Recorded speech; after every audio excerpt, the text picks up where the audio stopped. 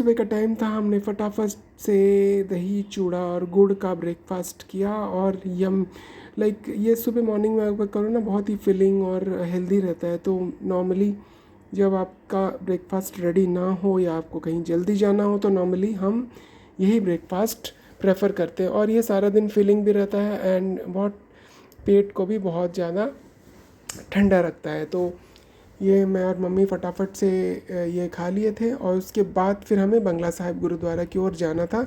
तो हमने फटाफट में मेट्रो में हम चढ़े और शिवाजी स्टेडियम उतर के फटाफट उसी रास्ते पे सीधे चलने लगे। तो यहाँ पे काफ़ी सारे इन्होंने स्टोल्स और रुमाल और काफ़ी सारे एक्सेसरीज़ का डिस्प्ले लगा रखा था, तो काफ़ी ब्यूटीफुल लग रहा था। तो मैंने सोचा एक क्लिप यहाँ का भी ले लूँ। तो हम पहुँच चुके थे बंगला साहिब गुरुद्वारा। और ये देखिए बाहर का सीन है, काफ़ी सुंदर और सूदिंग लग रहा था। सुबह सुबह का टाइम था और हमने जल्दी ही प्लान किया था, क्योंकि मॉर्निंग में फिर धूप हो जाता था।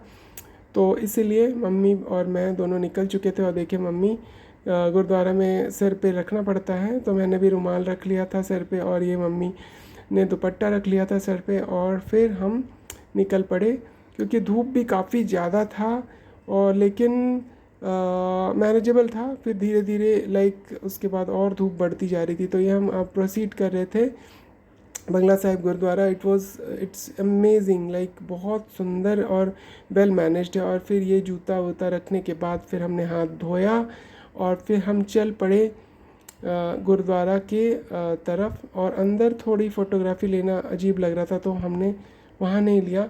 और यहाँ पर पैर वैर धोकर और ये पूरा कोर्टयार्ड देखिए मैंने, इतना सुंदर लग रहा था, इतना वेल मेंटेन्ड और इतना क्लीन एंड डिसिप्लिन्ड। मतलब हार्डली ही कोई और मंदिर मैंने देखा है इतना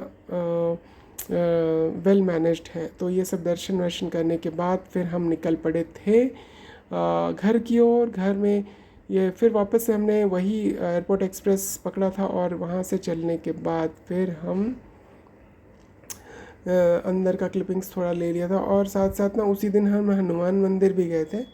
तो इसके बाद हम फटाफट घर पहुंच चुके थे और फटाफट से हमने लंच की तैयारी की।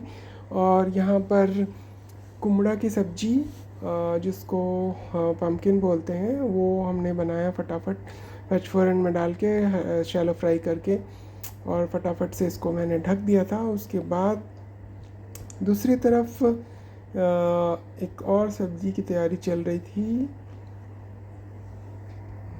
आलू और बरबट्टी की सब्ज़ी चल रही थी, जिसको लोबिया भी बोलते हैं। लोबिया का जो ग्रीन वर्जन होता है उसको हम बरबट्टी बोलते हैं। और यहाँ पर आलू पचफोरन डाला था हमने, तेज़पत्ता और यहाँ पे हरी मिर्च, लाल मिर्च।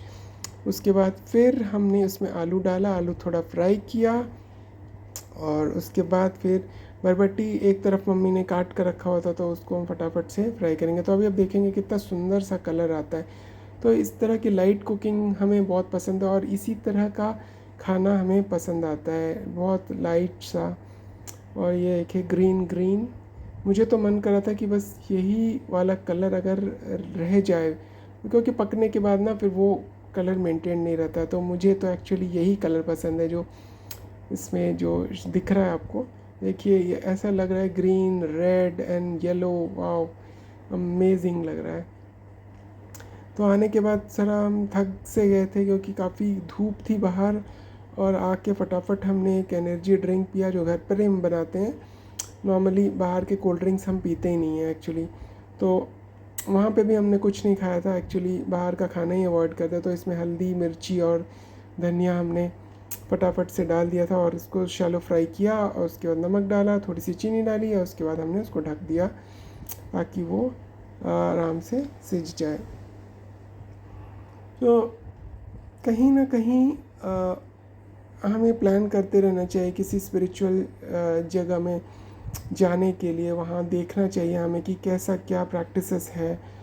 और डेफिनेटली हमें अपने चीज़ों को फॉलो करना चाहिए, हमें अपने गुरु को फॉलो करना चाहिए, अपनी ट्रेडिशन, अपने रिचुअल्स, अपने कल्चर। बट दूसरों का जो कल्चर है उसको एक्सप्लोर करने के लिए किसी कोई मनाही नहीं है, अगर हम उससे बेस्ट कुछ एक्सट्रैक्ट कर सकते हैं। क्योंकि मैंने देखा गुरुद्वारा में जो क्लिनिनेस एंड जो डिसिप्लिन मेंटेन्ड है, जो गुरु के प्रति श्रद्धा है, और फोटोग्राफी स्ट्रिक्टली रेस्ट्रिक्टेड, उसमें ये लिखा हुआ था नीचे कि गुरु की सेवा कीजिए, फोटोग्राफी में मत ध्यान दीजिए। तो ये अच्छी बात है कि हम बना रहे हैं ब्लॉग्स, उस पे हम डाल रहे हैं, लेकिन जो चेतना होनी चाहिए वो धर्म का प्रचार होना चाहिए, लोगों में स्पिरिचुअलिटी इंट्रोड्यूस करने की इंटेंशन होनी चाहिए, कॉन्शियसनेस वही होना चाहिए। ये नहीं कि बस आप रैंडमली किसी भी तरह का ब्लॉग बना रहे हो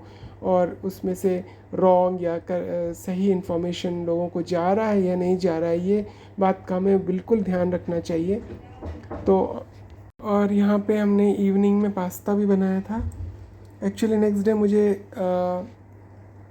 बरसाना की ओर निकलना था, तो फिर हमने सोचा कि फटाफट से मैं थोड़ा सा तैयारी कर लेता हूँ, थोड़ा मॉर्निंग में इजी रहेगा, लाइक ब्रेकफास्ट एक टाइम मैनेज हो सकता है लाइक। तो मैंने फटाफट से फ्राई वगैरह करके रख लिया था, और पास्ता भी बॉईल एक तरफ करा हुआ था, थोड़ी सी हल्दी इसमें डाल दी ताकि कलर थोड़ा सुंदर लगे। और उसके बाद फिर हमने तो मॉर्निंग में एक्चुअली 7 बजे की ट्रेन थी, लेकिन इसीलिए मैंने रात में ही, मतलब मैंने सोचा पैकिंग वैकिंग करके रख देता हूँ ताकि इजी रहेगा मॉर्निंग में फिर उसको कैरी करने में। तो उसके बाद ये थोड़े से मसाले मैंने जो नॉर्मल मसाले मिला दिए थे, और उसके बाद थोड़ा सा टमाटर इसमें मिक्स किया मैंने, ताकि ताकि थोड़ा ड्राई ना रहे, थोड़ा सा वेटनेस आए उसमें। तो पास्ता मैं इसी तरह से बनाता हूँ, लाइक देसी तरीके से, तो मुझे बहुत पसंद आता है। और इसमें से थोड़ा सा चीनी भी डालूँगा ताकि थोड़ा सा स्वीटनेस, थोड़ा सा शोर और थोड़ा सा झाल रहे। और उसके बाद फिर मैंने वीबा का जो सॉस है वो डाला इसमें। उसके बाद मेरी हल्दी वाली पास्ता इसमें गई। तो totally Indianised version of pasta था। तो ठीक है, हम अपनी तरफ से भी बनाना चाहिए हमें। और वो जो टिपिकल वेस्टर्न वाला पास्ता मैं नहीं बनाता हूँ, मुझे पसंद भी नहीं है। तो इस तरह से ये बन चुका था और काफ़ी यम्मी दिख रहा था। उसके बाद फिर इसमें मैंने थोड़ा सा सोया सॉस और थोड़ा सा विनेगर भी मिला दिया था ताकि जो टैंगीनेस है वो मेंटेन रहे। तो ये finally pasta was also ready. तो बस मेरी आपसे यही रिक्वेस्ट है कि आप भगवान का नाम स्मरण करें, भगवान का नाम लें, और कुछ भी कार्य करें, कुछ भी मटेरियल या स्पिरिचुअल, वो भगवान के आसपास ही सेंटर्ड होना चाहिए। क्योंकि जब भी आप इससे दूर जाते हैं या उसके विरुद्ध काम करते हैं तो नॉर्मली आप बॉन्डेजेस में आ जाते हैं। तो इस ब्लॉग में बस इतना ही। तब तक के लिए हरि बोल, हरे कृष्णा, गौरंगा। भगवान का नाम जप करें, भगवान का स्मरण करें, और भगवान को भोग लगा के ही प्रसाद पाएं। तो आपकी चेतना भी शुद्ध होगी और आप का लाइफ ब्लिसफुल एंड हैप्पी रहेगा। हरे कृष्णा।